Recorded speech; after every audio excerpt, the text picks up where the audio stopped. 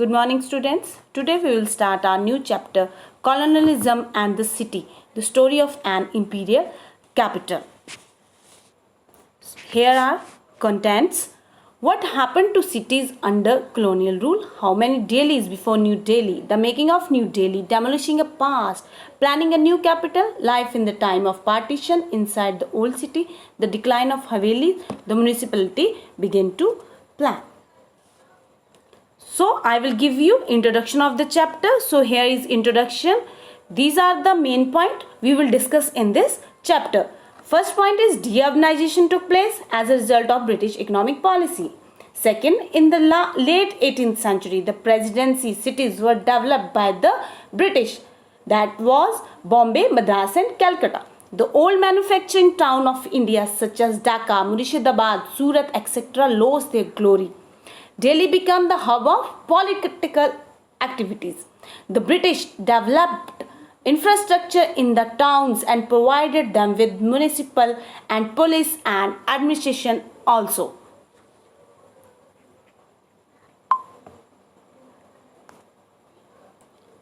So what happened to cities under colonial rule? Before this, I will discuss some points. We discuss in this chapter or focus how Delhi become a capital. Firstly, we discuss that what happened to the city and the villages during the British power. Answer is that all cities were different from other city. It means that जो शहर थे वो सभी एक दूसरे से different थे. For example, if we talk about Madurai, it was a temple town. In other hand, if we talk about the city Dhaka, was known by manufacturing town. और हम यहाँ पर सूरत की बात करते हैं तो ये एक फेमस पोर्ट के नाम से जाना जाता था. So all cities were different from another city. हर एक शहर का culture, business, economy, food, everything was different. So जो ब्रिटिश रूल का इफेक्ट हर एक सिटी पर डिफरेंट तरीके से पड़ा. In most part of the Western world, modern cities emerged with industrialization. We see that when colonial rule was going on in India, उस time बहुत से यूरोपियन कंट्री में वहाँ पर बहुत से शहर आ रहे थे जिसमें इंडस्ट्रियलाइजेशन हो रहा था. Here, if we talk about Britain, हम यहाँ ब्रिटेन का एग्जाम्पल देंगे कि कैसे ब्रिटेन डेवलप हुआ rather than इंडिया उसमें बहुत पिछड़ा हुआ था. So here हम we talk about Britain, Leeds and Manchester ऐसे दो cities थी that were grow rapidly in the 19th century and 20th century. More and more people sought jobs और बहुत से लोग वहाँ पर आकर बस रहे थे. और वो क्यों आ रहे थे? ताकि उन्हें वहाँ जॉब मिले, हाउसिंग मिले और they want to avail other facilities too. These cities were grow rapidly, but India का जो हाल था वो बहुत ही पिछड़ा हुआ था. ऐसा कुछ नहीं हो रहा था इंडिया में कि वहाँ हम डेवलपमेंट देख सकें. जितने यूरोपियन सिटीज आ रही थी, इट मीन जितनी डेवलपमेंट अदर यूरोपियन सिटीज में हो रही थी उतनी डेवलपमेंट इंडिया में नहीं हो रही थी.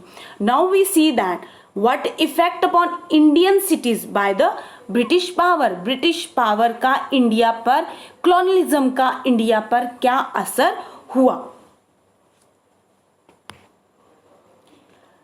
They become the center of British power in the different region of India. Many towns manufacturing specialized good decline due to the drop in the demand for what they produce. We see that in 18th century, Bombay, Calcutta, Madras rose in importance as presidency city. It means that these are important points for Britisher for business. So here the meaning of presidency. जब Britishers ने India में rule करना start किया तब Britishers ने बॉम्बे, कैलकाटा, मद्रास को 3 parts में divide कर दिया. We can also say that India को 3 भागों में डिवाइड कर दिया. वो 3 भाग थे कैलकाटा, मद्रास है बॉम्बे. ईस्ट इंडिया कंपनी ने अपने फायदे के लिए इन सिटीज को डिवाइड किया for business purpose.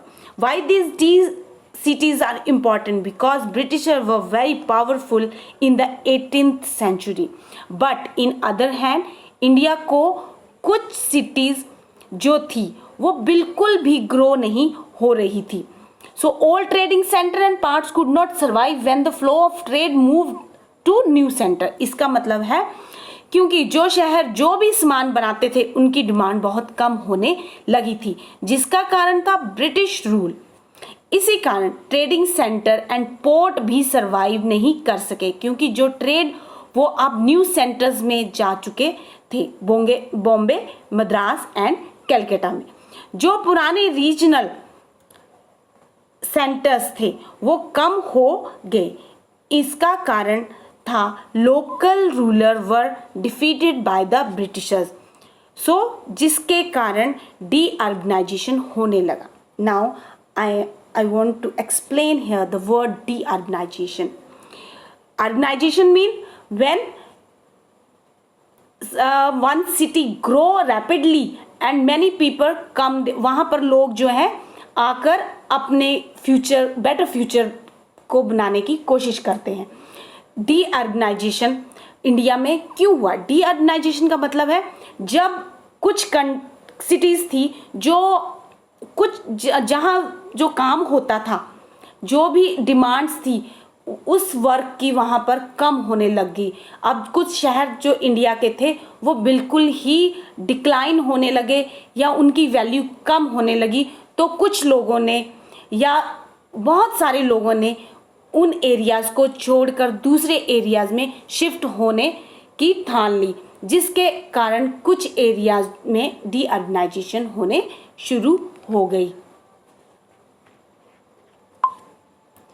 Now our next topic is how many Delhi before New Delhi. As we know, Delhi as the capital of modern period. आज हमारी कैपिटल जो है वो दिल्ली है.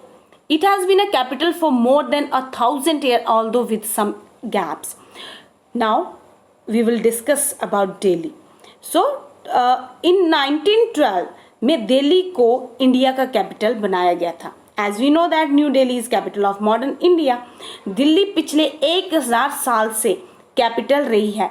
हम कुछ गैप में हम देखते हैं कि दिल्ली में 14 कैपिटल सिटीज हैं, सिर्फ 60 square mile near the Yamuna river. तो हम बहुत सी पुरानी बिल्डिंग्स वहाँ देखते हैं, बट वहाँ सबसे सुंदर जो शहर बसाया गया था वो उसका नाम था Shahjahanabad. That is build by Shahjahan, और ये 1639 में इसकी कंस्ट्रक्शन हुई थी. लाल किला और the red fort made for red stone contain the palace complex. हमें जैसे पता है लाल किला और रेड फोर्ट जो है वो रेड स्टोन से बने हैं. नेचुरली वो इतने सुंदर हैं.